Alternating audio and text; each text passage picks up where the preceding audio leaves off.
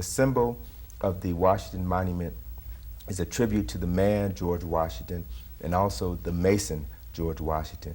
And one of the things that I'm writing about in my next book is the relationship between the African origins of architecture and symbolism and its influence on the design of Washington, D.C., as well as the African origins of Masonry and the Masonic influence on the development of the United States of America. There are a number of relationships. Okay. In Washington, I've created an Afrocentric tour of Washington where we identify several landmarks and we go to these buildings. We talk about the architecture and its relationship to architecture in ancient Egypt, ancient Kemet, and the symbolism. We interpret the symbolism on these buildings from an African perspective, because symbolic thought or symbolic imagery is of primary importance, because if you can begin to associate African images that have been disassociated from the African continent, then you can begin to reclaim your history and culture, even in the history and culture of other people. So the Washington Monument is a good example, the Lincoln Memorial, the basic layout of the mall itself is a reflection of African imagery. Okay. You were also describing something to do about headstones, tombstones, and cemeteries, why they had the headstones at the head of the grave. Sure. Well, the images of the headstones are directly related to the stela that we find in Kemet, particularly a stone tablet that stands in front of the Sphinx. You see the images of the headstone are a direct replica of images that came from ancient Kemet. But as you also walk around a cemetery, you will see images of the obelisk, images of the African god Osiris, symbols of resurrection within the cemetery. So once again, that superimposes a belief that people have in African symbols, African history, and African culture. However, there's no direct correlation made whatsoever between these symbols and Africa. So if you begin to understand your history and culture, then you can begin to reclaim your symbols wherever you may see them. Yes, that's true. Now, I wanted to ask you about the quote from George Orwell: "Whosoever controls the past controls the future, and whosoever controls the present controls the past." That was in your book, and I thought that was a very strong quote. Right. Well, the idea behind that is, and that came from the book 1984, written by George, 1948. No, 1984. Yes. Yeah, 1984. It was written in 1947, and originally it was going to be entitled 1948, but the publisher decided that it would probably sell better if it were a book about the future, as opposed to a book about contemporary society. So they just transposed the last two numbers. But whoever controls the past controls the future, and whoever controls the present controls the past. That means that what we think now is determined by people who have control over the power and information that is fed within our minds. So the images that we have of ancient Egypt as a non-African culture and civilization is because of a distorted perception that has been passed on year after year after year after year, which means that then the most important time in the history of any person is the present moment. What you know right now will affect what you will determine what you think about the future, and will also determine what you think about the past. So in presenting that quotation, what I'm trying to get people to realize is that this moment today is the most important moment in your life. It will determine what you would do in the future based upon your understanding of the past. That's true, yeah. Now, to my understanding, there is evidence that there's African presence in America, North and South, and it preceded the date of Columbus coming here. Sure.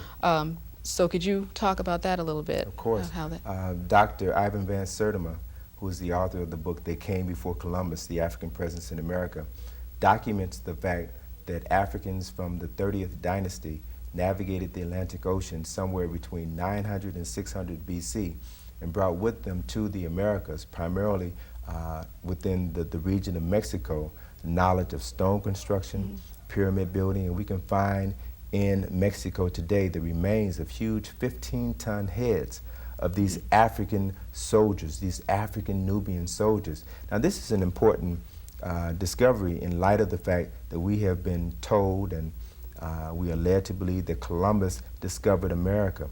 And in shattering the Columbus myth, we have to begin to look at two very important realities. One, we have to ask ourselves the question, how can someone possibly discover a continent, a landmass, when there are people already living there, unless you totally disregard the life and the value and the culture of those people? The other important reality is that in Columbus's supposed discovery of America, he also proved that the world was round. Now this is important because prior to 1492, the prevailing thought in Europe was that the world was flat, and that if a person sailed off into the west, they would fall off the end of the earth. Now this is important based on an understanding of ancient Egyptian history and culture, when we understand that the ancient Egyptians were the first people to develop a calendar of 365 and a quarter days. This calendar was used as late as 4200 BC. Now, in creating this calendar, they knew not only the fact that the world was round, they knew the circumference of the earth, they knew how long it took the earth to rotate on its axis to make a day, to rotate on its orbit around the sun to make a calendar year. Now this is important. Africans knew that the world was round as late as 4200 BC.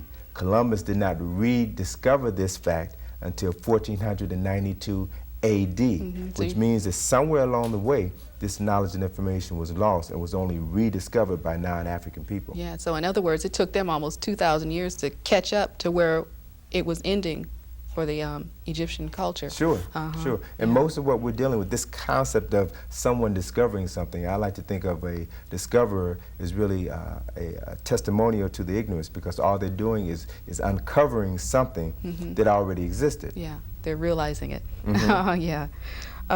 That makes me think about heroes, because a lot of children look at Christopher Columbus as being a hero. They want to be the Christopher Columbus of the space age. They want to discover new people in another planet or another solar system. And for our African children, there aren't very many heroes. I tell my son about Horus and, or Heru. But as far as what the media broadcasts or what we see, we don't really see any heroes that make our children feel good about what their heritage is giving to them. What can we tell our children, do you feel, that would give them some confidence? I think whoever controls the past controls the future. Whoever controls the present controls the past. So then in this present moment, we have to begin to reclaim, to rescue and reconstruct the history of African people, to take the images, these beautiful images that you have here are images that came out of Africa. We have to begin to share these images, to share the stories and the myths of these individuals, these men and these women, what they represent. So these heroes represent the power and the ability that a person, be they male or female, could tap into, could incorporate into their mental psyche to give them the power and the energy necessary to overcome any obstacles. This is the essence. So then as parents, it is our responsibility to give our children positive images and positive role models which will assist them in their task to become responsible adults. How does religion and holidays, you feel, enslave our minds, make us docile and not really active into looking for what our truth is? Well, most of our concepts of religion come from an African foundation. If we understand first and foremost that the first people on this planet came from Africa, the first civilization in this country was an African civilization. It is in Africa, it is in Kemet that we can find the beginnings of architecture, engineering, religion, science, mathematics. Then why would we not also think and believe that they would also have developed the first foundation of religion? If we look to Kemet, we can find the first trinity, the first story of a trinity in the recorded history of mankind. That is Isis, her husband Osiris, and their son Horus. The first story of a trinity, the first story of an immaculate conception, the first story of a virgin birth, the first story of an annunciation can be seen today inscribed on the walls of the temples in ancient Egypt, temples that are over 5,000 years old. You can find this story. So when you begin to contrast this story of African religion with contemporary religion, you can begin to see where the story originated.